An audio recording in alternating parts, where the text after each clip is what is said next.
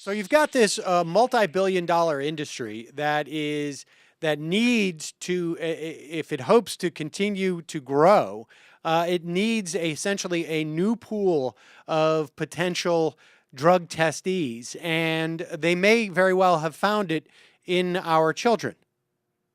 Well, this has been a trend since the 1990s.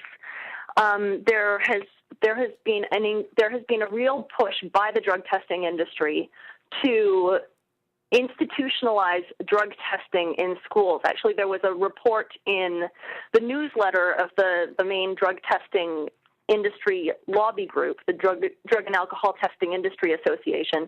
And their newsletter published a report several years ago calling school children the next frontier of drug testing. So, this is how the industry itself speaks of its constant push to find new bladders to test for profit. And what was quite interesting to me in doing this article, while I was at this industry conference in San Antonio, Texas, in 2012, I went to see one of the panels in which the focus was on student drug testing. Now, one of the three panelists, Elaine Towley, talked about how she had first gotten into the business. So she is the founder of drug testing, a Florida-based drug testing company, NMS Services. And she says she first started drug testing because she wanted to test her own son's urine. She had one teenage son she suspected might be smoking pot. This was back in 1980s when drug testing was really just starting going. And she told me that she had gone to one of the early drug testing laboratories and explained that she wanted to test her sons. And the company representative had looked at her incredulously and said, you're going to get your 17-year-old to pee in a cup? She told me that he really looked at her as if she was crazy.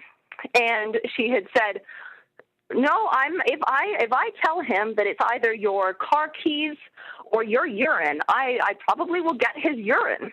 And she had drug tested her sons. This is back in the late 1980s. And she is now a longtime board member of the Drug and Alcohol Testing Industry Association, has had her drug testing business since the late 1980s. And when I met her, she was working through her second grant from the Federal Department of Education to drug test Florida's school children. Oh my God. This is a program to bring drug testing to public schools in Florida. She also had recently had the chance to start drug testing welfare applicants in Florida after the short-lived Florida law was passed.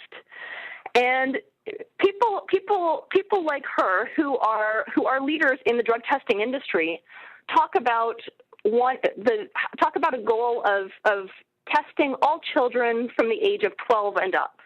Wow, I got to say that on one hand, it almost, if you didn't know what it was, the business was, it sounds like a sweet little story. You know, I had a child. I realized, hey, they didn't have a proper way to stop their scooter, and I took it to a company, and I'm now the head of a multi-million-dollar business that makes scooter brakes or something. In this case, it's just how can we create sort of some type of draconian system of testing our kids' urine. So now, the fascinating thing about this too is that not only do they see our children as a wonderful sort of profit potential, sort of just like fields of gold when it comes to profit making, but I would imagine now that they are very sensitive to the idea that we're starting to see in this country a very strong movement. We're seeing 2 states already that is decriminalizing marijuana. And it seems to me that without marijuana being demonized, these people's business is threatened. Are they addressing that notion of? I mean, they must be fighting decriminalization in a big way. Oh yeah, I mean from the get-go, the drug testing industry has been absolutely at the forefront of pushing against any proposal to decriminalize marijuana, and this was something that we saw, in fact, in the very early days of the industry sales pitch to employers. So Hoffman LaRoche, the drug company that had entered into almost a partnership with the Reagan administration to push the drug testing agenda to employers, had also been pushing from the beginning engaged in lobbying against local state initiatives to decriminalize marijuana. I mean, it's interesting if you look at the origins of this industry with Hoffman LaRoche, a sleeping pill manufacturer, fighting at the same time to make sure that marijuana could not become accessible. So it shows a certain hypocrisy in terms of there's a very selective notion of which drugs are acceptable and which drugs are not acceptable, that are also tied with industry profits. And this was certainly something that came up that is coming up amongst industry leaders. There's a great desire to push back against initiatives to legalize marijuana, and also to help employers to ensure that they do not desist from drug testing programs, which really leaves workers in a very vulnerable position, because even though your state might recognize your right to smoke marijuana to treat medical problems, your employer can still fire you. And this is something that has already happened, and it's very difficult for people to be able to fight against those kinds of unjust firings when executing their rights to consume medical marijuana. And so I think it's a very contradictory landscape in terms of the recent legislative trend towards decriminalization, and I think especially because a lot of employers still have workplace drug testing programs that are based on urine testing, it leaves workers in an extremely precarious situation. And so, on balance, I mean, we're still seeing this industry grow, right? I mean, I guess I got to imagine that in the event that we see more Colorados and more Washington states, and we move towards decriminalization, which definitely seems to be the trend in this country, I would imagine this industry is going to get squeezed. I think that it. Hopefully, I mean, what is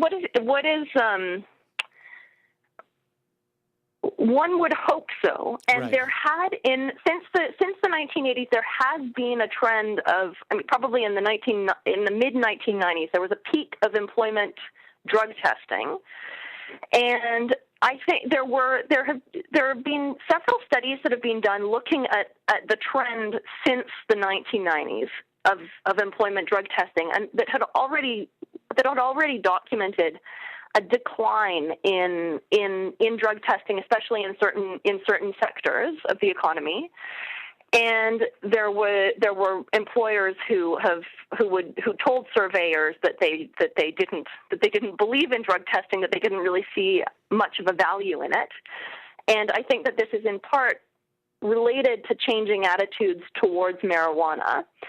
But at the same time, what really created the drug testing industry as a multi-billion-dollar industry is the legislation that was enacted by Reagan as a central part of the drug war, which mandated drug tests for certain federal contractors and grantees.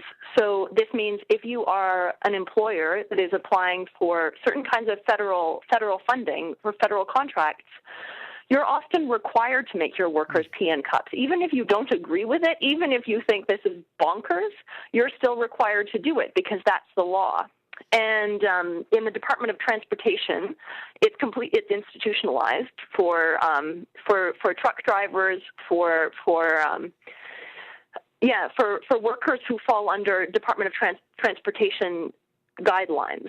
And there are a lot of other. It's so institutionalized through federal law that I think it's going to for the industry to really decline would take a real push and a move to reverse some of the legislation that allowed this really quite unreasonable system of drug testing to take root in the first place. Right. Well, Isabel Macdonald, the piece is fascinating, and we will link to it at majority.fm. Thanks so much for taking the time today to come on and talk about it.